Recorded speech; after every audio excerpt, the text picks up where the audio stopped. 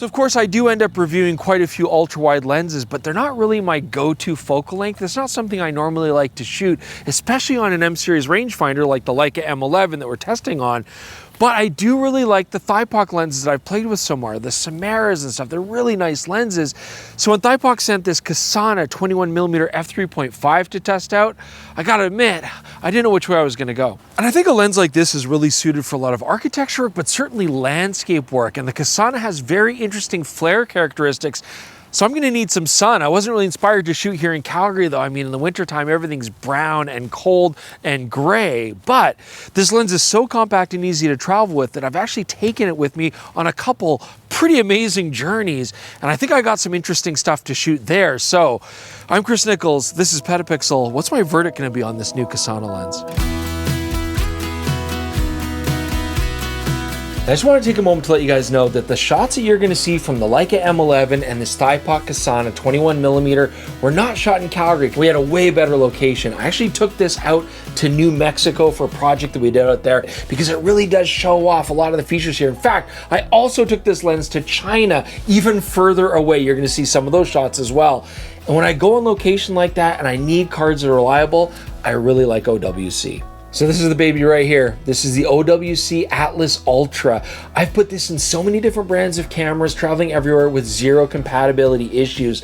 256 gigs of storage is plenty. I'm shooting big 60 megapixel files on the M11 here with plenty of space left over, hundreds and hundreds of shots. And if you need speed to go along with that reliability, this is an incredibly fast card. V90 speeds, 300 megabit per second read, 250 megabit per second write. This card's gonna handle any sort of situation that you need to put it up against. If you need the fastest and most reliable SD cards, I really like these Atlas Ultras. And then when I get back to the studio, I can use OWC's Energize software. This will help me to confirm and double check the health of the card, also do clean formats if I want to wipe it completely, and make sure that I'm up to date with the latest firmware. So if you want to learn more, click the link in the description below. Big thanks to OWC for sponsoring this episode. And I do want to focus on the lens coatings on this. It's really interesting. Before we get to that, let's just talk about how compact it is to travel with. So this is an M-mount lens, only 131 grams, and it doesn't extend past the body more than an inch. So this is super easy to carry around. It's very compact, but it's built beautifully. I mean, Thypoch really have gorgeous machining work. So the aperture has nice clicks, not too loud, but you definitely feel as you click through the stops here really nicely. I like that we've got these knurled grips on either side to grab onto, but the manual focus ring goes a little bit wider in diameter than the aperture. So when I grab this, I'm not accidentally going to turn the aperture. I can very easily, just at a touch, tell which one is which. Now the manual focus experience on this is really nice. You get these scallop knurlings all around the manual focus ring. Turns really smoothly, and there is that half crescent finger grip, so if I want to turn this just with a fingertip, it works beautifully. I also have a nice depth of field gauge on here. I can see what will be in focus and what won't at all of the given apertures, and that's really nice if I want to just do zone focusing, you know, for some street photography from the hip kind of stuff, which a 21mm actually really suits quite nicely. And then if you want to get filters on this thing, 39mm, very classic Leica size and very easy to find. So I definitely want to dive deeper into this lens. Before we get to that, let's do some quick points here. LoCA and Bokeh. LoCA is that longitudinal chromatic aberration, which causes colors like this to show up in your foreground and background out of focus areas. But also it's a problem in a lot of lenses. You don't want this color fringing. Fortunately, an ultra wide slower lens like this, LoCA is not going to be a problem, so don't worry about it. The other issue is going to be Bokeh, and actually for the very same reason. Because this is a 21mm f3.5, your depth of field is almost always going to be very expansive. It's hard not to get everything in focus, but I still did want to kind of get an idea of it, you know, getting very close to a subject. You can get a little bit of softness in the background. You can see the bokeh is actually quite smooth. We're getting nice transitions from the foreground to the background. Specular highlights are so small in the frame though that they look clean regardless. I mean, I'm not really worried about it. So when it comes to LoCA, when it comes to bokeh, non-issues on this lens to worry about. So I carried this lens with me on some really cool trips, everywhere from the mountains of the Tibetan Plateau to the scorching deserts of New Mexico, and I had a great time with it. As I say, The actual shooting experience was really nice. The focusing was great. It coupled with the viewfinder properly. All that was great. But I do want to touch on framing just for a bit because there's very few rangefinder cameras that will offer you a 21mm set of frame lines. Now, that being said, on the Leica M11, I could just use the entire optical viewfinder outside of the widest frame lines, and that would give me a rough equivalent to 21mm, not perfect, but close. I could have gotten an optical viewfinder to go in the hot shoe, but I decided that, not to do that. I didn't need it for these trips. And honestly, I was gonna use the back panel LCD anyways, because here's the thing. First off, I do really like to compose very carefully with my shots. I don't really do much cropping afterwards in post. I like to really compose on camera. But also, because of the interesting flare characteristics of this lens, I absolutely wanted to see a visual representation of what that would look like on the screen. I want to see where the ghosting is going to fall, the overall color tone, Sunstars, that kind of stuff. And so I actually would focus a lot with the viewfinder, get a rough composition, and then finalize it with the back panel. Now, if you're going to use this lens adapted to a mirrorless camera, like a Sony E-mount, for example, well, it's going to work great through either the EVF or the back panel. But when it comes to that flare, let me show you some examples, because this is really one of the main selling features.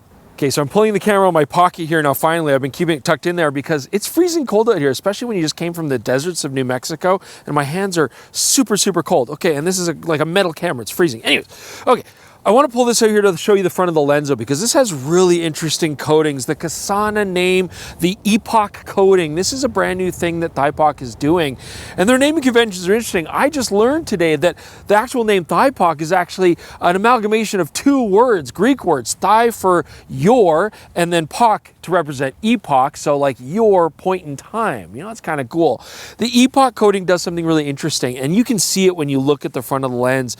It's got a distinct golden glow, and what Thypoch was trying to do is actually mimic a sort of classic vintage aesthetic to the glare, to the look of the coatings that you get on like old school Canon FD glass. And New Mexico actually provided a perfect opportunity to test this out because we had really sunny days, like red rocks and beautiful like khaki colors in the Adobe buildings and stuff. Like, it's just perfect for that. So I feel like this was a great match because, as you can see here, when you shoot towards the sun, you're actually not getting a lot of flare. It controls flare really well, which means we're not getting washed out loss of contrast, but we are getting some ghosting, and that ghosting has this beautiful like amber glow. And I really liked it. I found myself really trying to utilize that, stop the lens down even tighter. I was shooting often at like f8 or f11 to accentuate that ghosting and make it come out. And I thought it really did do a very good job of following the sort of classic look of those old school Canon lenses. But make no mistake, I mean, while the flare itself and the ghosting is vintage inspired, the rest of the lens is not. This is not one of those old school lenses that's give you lots of character and stuff like that and soft focus or anything. No, this is actually a very modern looking lens. So if you're not pointing this right towards the sun, or if you're shooting on an overcast day or something like that, it's just a very contrasty, punchy, modern looking lens. And so I really like that. I mean, if I want to use this for regular shooting on the street and I don't have a lot of sun in the shot, it's going to look fantastic. But when I point this at the sun, it's going to give me that really cool ghosting. It also gives you beautiful Sunstars, as you can see here, clearly defined, very dramatic, sharp tines. So if you're going to use this for sort of cityscapes or landscapes or anything like that, this is an awesome lens, but you can use it for many different situations. Now, the final question is this lens sharp? And I mean, let's go to our test charts and find out together. When we look here at f3.5 in the center, I was really happy with the detail. Decent contrast, good sharpness, lots of detail. I really liked it there shooting wide open.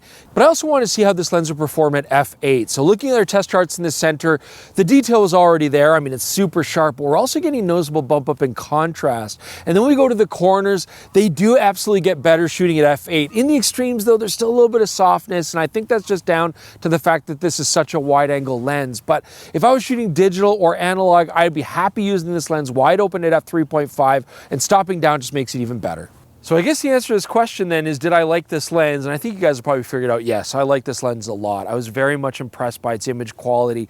There's lots of other options actually. 21mm is an incredibly common focal length to be made for M mount. So the closest comparable for Leica would be the Leica Super LMR 21mm f3.4, and it's A dazzlingly excellent lens, fairly compact, but wildly more expensive than this, of course.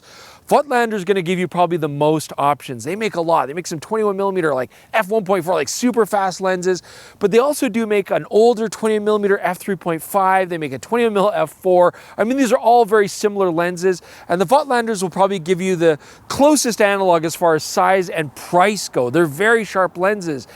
For me, what really sets this lens apart from all the others, though, is that overall look to the flare and the ghosting, that beautiful amber warm tone. I thought it might be a little bit gimmicky, but after seeing it, I actually really enjoyed the look. I mean, if you're gonna get that ghosting, at least make it so that you can use it creatively in your photo, and I actually found that really easy to do with this particular lens. I didn't mind getting some of those shapes in the shots, and it's not like the ghosting is super obnoxious, even at tighter apertures. It just gives this nice amber glow to everything. I really liked it. And so it looks like Thypoch is still on a roll. I've really enjoyed their lenses because they're a great combination of optical performance, but also affordability. And this lens is no exception. I mean, it's a decent price considering what you get. I just like that they tried something that was a little bit riskier this time, adding some sort of interesting character, and I think it paid off without being gimmicky. But I would like to know your feedback, so let me know in the comments below what you guys think about this latest lens. Check out the PetaPixel podcast. You can find it on the exact same channel or all your favorite podcasting apps you want to listen to, and do consider getting a PetaPixel.com membership. You get all of these great benefits. It's only $3 a month or $30 a year, and it really helps us out with our special projects. Thanks for joining us, guys. I'm Chris Niccolls, and I'll see you soon again on PetaPixel.